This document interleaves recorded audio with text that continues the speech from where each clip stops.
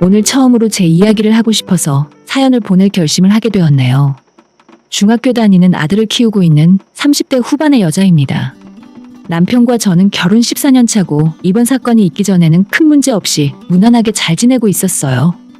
저희 부부는 예전부터 계속 맞벌이를 하는 중이라서 서로의 개인적 스케줄을 중요하게 생각하고 크게 간섭한 적 없었습니다. 그래도 별 문제 없이 서로 믿으면서 잘 지냈었고 같이 직장 생활을 하다 보니 조금 늦게 집에 들어오더라도 그러려니 이해하게 되더라고요. 집안일에 있어도 제가 밥을 하고 있으면 남편이 아이를 보거나 설거지를 하고 남편이 청소기를 돌리면 제가 걸레질을 하는 식으로 맞춰서 사니까 싸울 일이 없었죠. 특히나 돈 문제에 있어서는 남편과 제가 칼같이 계산하면서 신혼 초부터 지금까지 돈 관리는 따로 하고 있고 생활비 통장을 만들어서 정해진 금액을 입금하면 그 안에서 필요한 돈을 전부 사용하는 시기였어요. 이런 이야기를 주변 사람들에게 하면 부부가 서로 딴 주머니 차면 돈도 못 모으고 좋을 일이 없다며 펄쩍 뛰시지만 저희에겐 이게 맞는 방식이라서 이렇게 하고 있어요. 그래도 별 문제 없이 돈 잘 모으면서 살았고 결혼하고 6년 뒤에는 남편과 제가 모은 돈으로 아파트 분양도 받았고 지금까지 대출 다 갚고 편하게 지내고 있습니다. 한 통장에 같이 돈을 모으는 것도 신혼 초에 한번 해본 적이 있는데 그것보다는 지금처럼 따로 하는 것이 스트레스 안 받고 편하더라고요. 그리고 시부모님 챙기는 것은 기본적으로 남편의 일이고 혼자 살고 계신 친정엄마를 챙기는 건 반대로 제 몫의 일이었습니다. 서로 상대방 부모를 대신해서 챙기라고 강요한 적 없었어요. 10년 넘게 이런 식으로 살다 보니 서로에게 크게 바라는 것도 없고 인간관계 때문에 실망하고 감정 상하는 일도 없어서 좋았습니다. 친정아빠가 하필이면 저희 결혼하고 얼마 안 지나서 암 진단을 받으셨고 손자 태어나기 불과 2달 남겨둔 상황에서 먼저 세상을 떠나셨어요. 제가 외동딸이기 때문에 항상 세 식구가 같이 살았는데 제가 시집 오면서 집을 나와 살게 되었고 그 뒤로 얼마 지나지 않아서 아빠까지 돌아가셨으니 친정엄마는 졸지에 혼자 남아 외롭게 집을 지키며 사셨습니다. 엄마가 정말 많이 힘들어하셨고 제가 많이 신경 쓴다고 썼지만 아빠의 빈자리를 완벽하게 메울 수는 없더라고요. 아빠가 돌아가셨을 때 남겨놓은 재산이 조금은 있어서 당장 엄마의 생활이 어려워지진 않았지만 평생을 전업주부로 사셨기 때문에 앞으로의 생활비를 생각하면 조금 걱정이 되는 건 사실이었습니다. 엄마 연세에 직장생활 경험도 없는데 당장 나가서 일을 하시기에도 만만한 상황이 아니었죠. 이런 형편에서 각자 따로 돈 관리를 했던 우리 부부의 상황이 나쁘지 않았어요. 만약 남편이랑 제가 돈을 합쳐서 관리를 했었다면 종종 엄마한테 용돈 보내주고 가끔 한번 병원비 보내줄 때마다 제가 남편의 눈치를 보면서 미안해했을 것 같습니다. 하지만 생활비를 제외한 나머지 돈에 대해서는 어디에 어떻게 쓰던지 묻지 않았기 때문에 속 편하게 친정엄마를 도와줄 수 있어서 그건 참 좋더라고요. 처음에 결혼할 때도 저는 양가 부모님에게 손 벌리는 것 자체가 싫었고 남편이랑 제가 결혼 전까지 모아둔 돈이 얼추 비슷했기 때문에 그 돈으로 신혼집 구하고 혼수는 꼭 필요한 것만 카드로 구입해서 결혼하고 같이 갚아버렸습니다. 부모님들 도움 없이 결혼하겠다고 말씀드렸더니 다른 사람보다 저희 시어머니가 가장 많이 좋아하시더라고요. 진짜로 너희들끼리 알아서 하겠다고? 나중에 딴소리하면 안 된다. 그래, 요즘 시대에는 무조건 남자가 집을 해오라는 법도 없더라.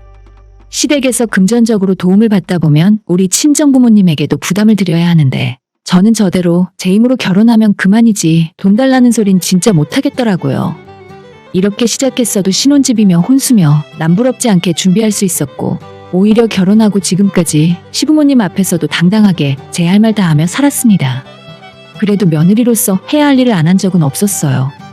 명절에도 전부 일찌감치 가서 어머님보다 더 일을 많이 했었고 아무리 부모는 각자 알아서 챙기기로 했다지만 시부모님 두 분 생신이나 기념일에도 잊지 않고 용돈이며 선물이며 챙겨드렸습니다. 그래서 제가 친정엄마한테 용돈을 조금씩 보내드리면서도 양심에 찔린다거나 크게 잘못하고 있다고 생각한 적은 없었어요. 엄마도 엄마 나름대로 아빠 돌아가신 후로 고생 많이 하면서 사셨습니다. 할 줄 아는 일이 없었으니 할 수 있는 일도 별로 없었고 집 근처 식자재 마트에서 일을 하시면서 당신 스스로 생활비를 벌어서 쓰셨어요. 혼자 있는 엄마가 외롭지 않게 가까운 곳에 살면서 자주 찾아뵈었었고 전화도 매일 퇴근길에 한 번씩 드렸습니다.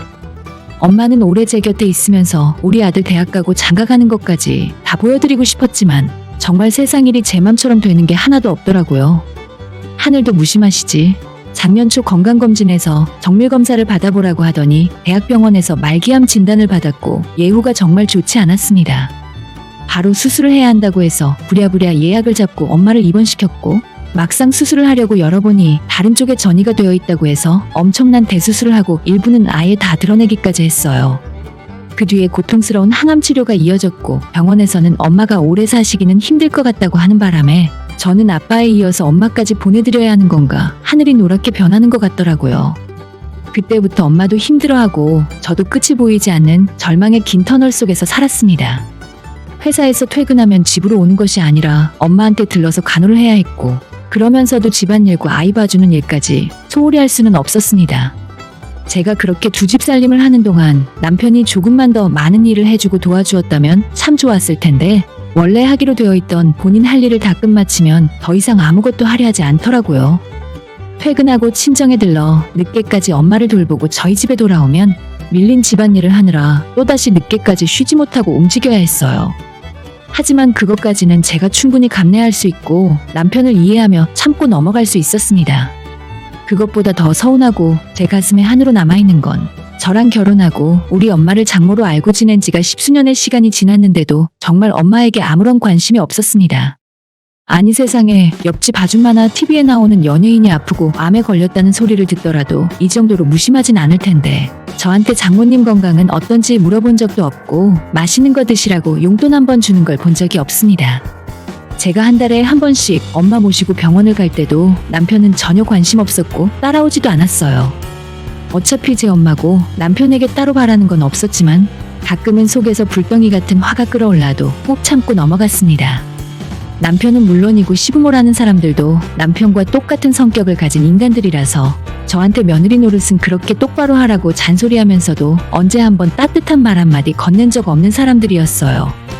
어렵게 버티던 엄마의 상태가 합병증 때문에 급격하게 안 좋아지기 시작했고 결국 작년 가을을 넘기지 못하고 중환자실에서 세상을 떠나고 말았습니다. 저는 너무나도 큰 충격에 다니고 있는 회사에 한 달 병가를 내고 누워있어야 할 정도로 몸이 좋지 않았고 정말 어떻게 장례를 치르고 엄마를 보냈는지 기억도 나질 않네요. 세상에 나 혼자 남겨져 있는 기분이었고 그나마 남편보다도 아들이 옆에서 많은 위로를 해주고 힘이 되어주더라고요. 아들이 아니었다면 저까지 모든 것을 다 포기할 정도로 우울증에 빠져 있었는데 제 가족들을 생각하며 겨우 정신을 차려야만 했죠. 당시에는 너무 정신이 없어서 몰랐었는데 시간이 좀 지난 뒤에 그때 장례식장에 찾아와주고 도와주셨던 분들에게 하나하나 인사를 돌렸어요. 그런데 가만 보니 우리 시댁 식구들은 장례식에 단 한 명도 직접 찾아오지 않았더라고요. 조의금만 따로 남편 통해서 보내고 실제 장례식장에는 아무도 오지 않았어요. 혹시나 내가 기억을 못하고 까먹은 건가 싶어서 남편에게 물어봤더니 다들 바쁜 일이 있어서 못 왔다고 대답을 하는 겁니다. 아무리 그래도 그렇지 몇 시간 거리 떨어져서 사는 것도 아닌데 하나 남은 사돈이 먼저 돌아가시면 그래도 장례식장의 얼굴은 비춰야 하는 거 아닌가요? 기가 막히고 코가 막힐 노릇이었지만 시부모들이나 하나 있는 신우조차도 전혀 도움 안 되는 인간들이라서 차라리 안 온 것이 날 도와준 거라고 생각하고 말았습니다. 다만 이번에는 저도 기분이 단단히 상했기 때문에 앞으로는 시댁에 찾아가서 착한 며느리 노릇하며 호구짓 하지 말아야겠다고 다짐을 했어요. 엄마 돌아가시고 나서는 가슴에 구멍이 뚫린 사람처럼 횡하고 세상의 모든 일들에 의욕이 없었지만 그래도 저는 한 아이의 엄마였기 때문에 마냥 슬퍼하고 있을 수만은 없었어요. 엄마가 혼자 살던 집에서 짐을 정리하고 어떻게 처분을 해야 할까 고민하다가 바로 팔아버리긴 그렇고 전세를 놓기로 했는데 도저히 엄마의 물건을 제 손으로 버릴 수가 없겠더라고요. 그래서 조금만 더 미뤘다가 해야지 하면서 지금까지도 정리 못하고 아직 엄마 물건이 그대로 있는 빈집으로 남아있습니다. 제가 엄마가 너무 보고 싶을 때마다 그 집에 가서 안방 침대에도 걸터 앉아 있었고 냉장고나 찬장을 열면 아직 엄마가 먹던 커피나 반찬들이 그대로 보관되어 있기 때문에 마음의 위안이 되는 것 같고 편안해지는 기분이 들더라고요. 엄마가 살고 있던 아파트 외에 다른 재산은 크게 남기고 가신 건 없었어요. 은행에 예금이 좀 있었고 엄마가 이런저런 보험들을 참 많이 들어놨더라고요. 암보험도 그 전에 들어놨었기 때문에 진단비와 수술비 등으로 큰 도움 받았던 기억이 있었는데 생명보험까지 제 앞으로 들어놓으신 줄은 몰랐습니다. 받고 나니 1억 5천 정도 되는 돈이었는데 엄마가 힘들게 투병하다가 돌아가시고 받은 돈인데 제가 그 돈으로 맛있는 음식을 사 먹을 수도 없었고 좋은 곳에 해외여행 다닐 것도 아니라서 한 푼도 쓰지 않고 은행에 묶어두었어요. 처음에 엄마 돌아가시고 어느 정도 정리가 된 후에 남편이 제게 엄마의 유산이나 보험금에 대해서 자꾸 물어보고 앞으로 어떻게 관리할 생각이냐고 물어보길래 전부 내가 알아서 할 문제니까 당신은 전혀 신경 쓸 필요 없다고 말한 적이 있었어요. 조금 매몰차게 이야기해서 그런지 남편은 기분이 좀 상해 보였고 그 뒤로는 제게 다시는 유산과 보험금 이야기는 꺼낸 적이 없었습니다. 장모한테 생전 따뜻하게 대해준 적 없던 남편이 돈 이야기 들은 뒤로 갑자기 관심을 갖는 모습이 너무 정 떨어지고 싫어지더라고요. 그날 이후로 남편에게는 아무런 기대가 없었습니다. 이제는 아이 때문에 사는 거니까 남편이 큰 문제 일으키지만 않는다면 이 나이에 이혼하는 것도 좀 부담스러웠고 아들이 사춘기에 한참 중요한 시기라서 쓸데없는 충격을 주고 싶지 않더라고요. 예전부터 크게 살가운 부부 사이는 아니었지만 특히나 엄마가 아파서 병석에 누워 계실 때부터 돌아가실 때까지 남편과 시댁의 태도가 너무 별로인데다가 마음에 안 들어서 나도 앞으로는 시댁 식구들에게 어떠한 기대도 하지 말아야겠다 생각하는 계기가 되었습니다. 그런데 지난 12월 연말에 어머님 생신이라 시댁 식구들 다 같이 모인 적이 있었어요. 사실 저는 별로 가고 싶지도 않았고 남편 혼자 보낼까 생각도 해봤었지만 나까지 유치한 사람 되지 말자는 생각에 그냥 작은 선물 하나 사들고 같이 시댁으로 건너갔죠. 다들 저한테 이젠 괜찮냐고 때늦은 걱정과 위로를 해주었는데 그 모습조차도 솔직히 곱게 보이진 않았습니다. 적당히 겉으로는 사이좋은 척 상대해주고 즐거운 척을 하며 식사 자리까지 이어졌어요. 그런데 시아버지가 식사 중에 술이 한 잔 들어가니까 본심을 숨기지 못하고 제게 물어보더라고요. 그런데 사돈댁 사시던 아파트는 어떻게 정리하기로 했냐? 그거 전세 주더라도 꽤 나갈 텐데 아직도 그냥 비워두는 거냐? 속으로 올 것이 왔다는 생각이었고 저는 그 집에 엄마 유품들도 그대로 있고 아직은 다른 사람 손타게 하고 싶지 않아서 그냥 그대로 있다고 대답했더니 이번에는 옆에 있는 시모가 깜짝 놀라면서 빨리 정리하고 세를 주던지 팔아버리라 하는 겁니다. 너가 그러고 있으면 돌아가신 분도 편하게 못 가신다. 빨리 훌훌 털어내고 그 집은 정리하고 세를 주던지 해야지. 대체 왜 우리 엄마가 살아계실 때보다 돌아가신 이후로 그렇게 관심들이 많으신지 제가 때 되면 알아서 하겠다고 대답을 해도 시부모는 다들 저를 답답해 하더라고요.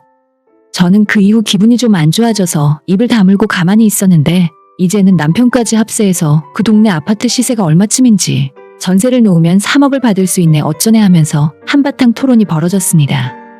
내가 그 집을 팔아먹던 볶아먹던 자기들 앞으로 10,000원짜리 한 장 떨어질 일도 없을 텐데 뭐가 저렇게도 관심들이 많으신지 이해할 수 없었어요.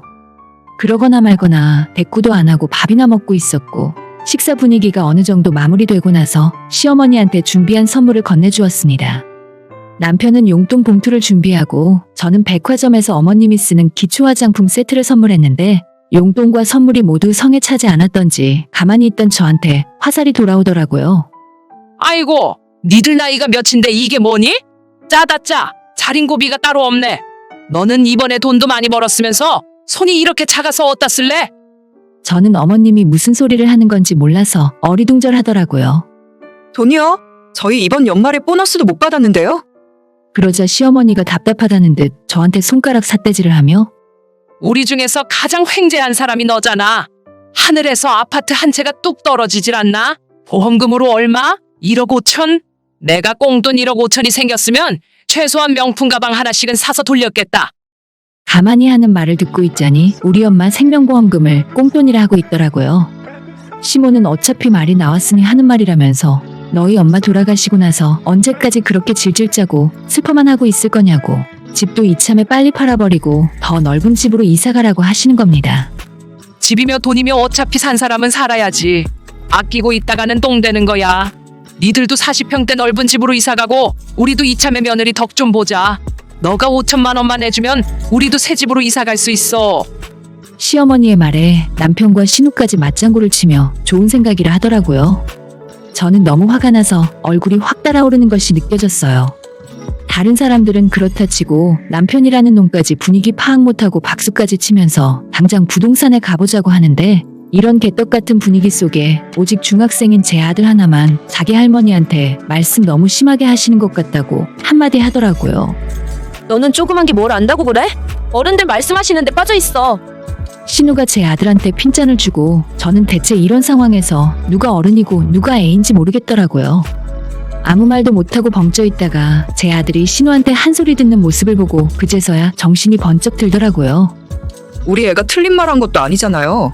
어른이 어른답게 굴어야 어른이지. 다들 애 앞에서 부끄럽지도 않으세요? 제가 화가 나서 목소리를 높였더니 시부모 얼굴이 확 구겨지면서 인상을 쓰고 있고 남편이라는 놈은 시어머니가 아파트 사자는 소리를 할 때는 좋다고 박수치고 있더니 제가 정색하고 화를 내니까 농담한 걸 가지고 왜 그러냐며 저를 이상한 사람 취급하더라고요. 시부모한테 쌍욕을 한번 퍼부어줄까 고민하다가 남편 하는 말을 듣고 오냐 잘 걸렸다 싶어서 남편에게 대신 쌍욕을 쏟아내 주었습니다. 야, 이 등신 같은 놈아. 너가 네 마누라 못 지키고 너네 장모 욕보이는 소리를 해도 쳐오고 있으니까 니네 식구들이 나랑 우리 아들 알기를 우습게 아는 거야. 새 아파트 좋아하시네. 앞으로 나한테서 1,000원짜리 한 장 얻어갈 수 없을 줄 알아. 시부모들이라는 식으로 그렇게 이야기하고 저는 아들 손잡고 시댁을 빠져나왔어요. 뒤에서 저한테 뭐라 하는 소리가 들렸지만 뒤도 안 돌아보고 먹던 밥숟갈 집어던진 채 시댁에서 나와버렸죠. 마음 같아서는 먹던 밥상을 다 뒤집어 엎어버리고 싶었는데 어차피 이젠 남편과 미련 없이 갈라서겠다는 생각이라 그 집에 더 있고 싶지도 않더라고요.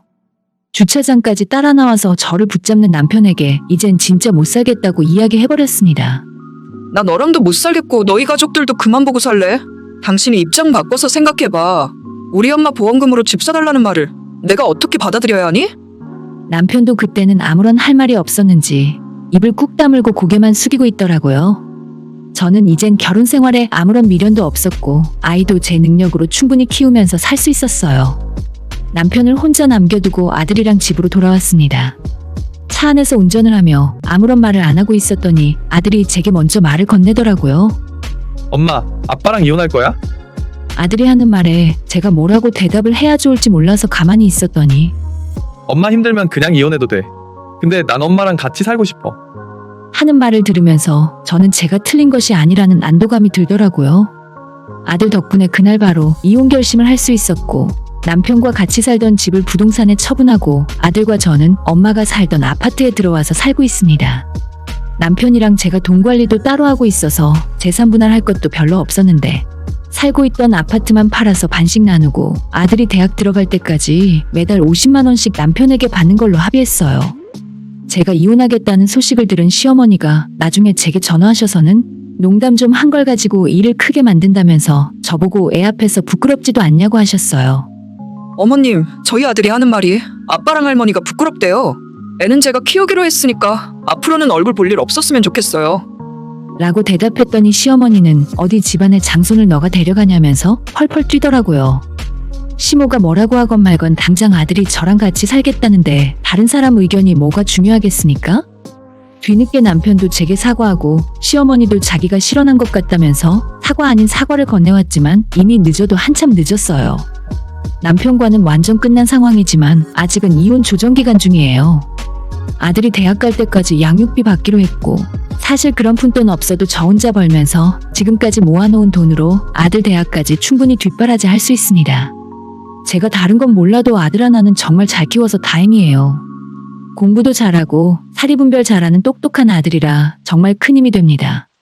시댁 인간들은 하나같이 속만 뒤집어 놓고 결혼 생활에 도움된 적이 한 번도 없네요. 뒤늦게 며느리에 이어서 손자까지 잃게 생겼으니 자존심 굽히고 미안하다며 제게 사과하는데 다 끝난 마당에 그게 무슨 추태입니까? 빨리 다 정리하고 아들이랑 둘이서 행복하게 살았으면 좋겠습니다. 오늘의 사연은 여기까지입니다. 구독과 좋아요, 알림 설정 부탁드려요. 다들 행복하시고 좋은 하루 되세요.